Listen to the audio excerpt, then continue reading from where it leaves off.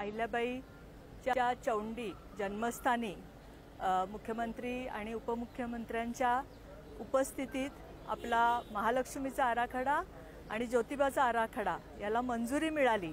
त्या निमित्ताने सुद्धा आपण महालक्ष्मींच्या पाया पडायला मी आले की त्यांच्या कृपेने आपल्याला ही मंजुरी मिळालेली आहे आणि येत्या काळामध्ये लवकरात लवकर त्या आराखड्याचं इम्प्लिमेंटेशन करण्यासाठीच्या जो काही आता आपण सर्वे करतोय त्याची पाहणी करण्यासाठी पण मी आज इथे आले आणि पहिल्या फेजमध्ये महालक्ष्मी मंदिराची जे स्ट्रक्चरची दुरुस्ती आहे किंवा 64 योगिनींची स्थापना व्यवस्थित होणं या सगळ्या गोष्टी त्या आराखड्यामध्ये आपण प्रामुख्याने घेतलेल्या आहेत आणि टप्प्याटप्प्याने हा आराखडा इम्प्लिमेंट होईल।